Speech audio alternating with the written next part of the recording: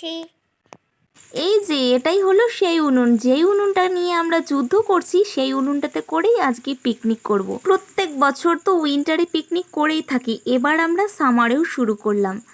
না ইচ্ছে করে করিনি, এটা আমাদের পরিস্থিতির চাপেই করতে হলো। নমস্কার বন্ধুগণ, কথার ক্যানভাসে আপনাদের আবারও একবার স্বাগত জানাই। আজকে এই পিকনিক আমাদের কি কারণে করা হচ্ছে সেটা জানার জন্য পুরো ভিডিওটা দেখতে হবে। তো ইতিমধ্যে আমাদের পিকনিকের জোর কদমে আয়োজন চলছে। এতক্ষণ ধরে যাকে দেখছেন বেশি সেই সব থেকে বেশি অকাজ করেছে, কুকাজ করেছে, আর যাকে দেখা যাচ্ছে না ক্যামেরার পেছনে সেই সমস্ত কাজটা করেছে। এই উনুনটা কিনেছিলাম 1 বছর আগে বারুণী মেলাতে, কিন্তু 1 বছর কেটে যাওয়ার পরও আরো 6 মাস কেটে গেল, তারপরে এটার শুভ উদ্বোধন করা হলো। বিপদের দিনে এই উনুন আমাদের সাহারা হয়েছে। এখানে আমি চাল ধুয়ে নিয়ে উনুনে না হাঁড়িতে ছেড়ে দিচ্ছি।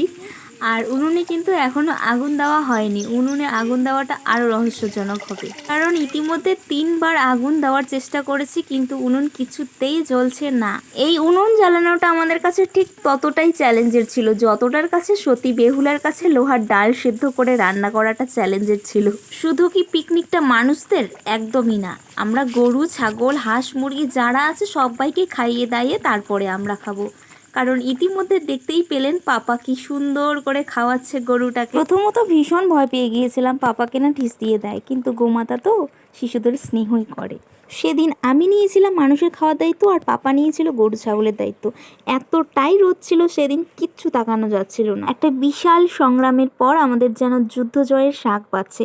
আর এদিকে ছেলেটা কি দুষ্টুমিটাই না করে যাচ্ছে। ইতিমধ্যে ভাত নামানো হয়ে গিয়েছে, এখানে আমি পাঁপড়টাও ভেজে নিয়েছিলাম। তারপরে তরকারির আয়োজন করা হচ্ছিল। এর ফাঁকে আবার মেজদি ভাই ভিডিও কল করে বসেছিল। ও তো একদম অবাক, কি ব্যাপার সবাই সবকিছু বাইরে নিয়ে গিয়ে রান্না করে খাচ্ছে। এবার বলি আসল ঘটনা।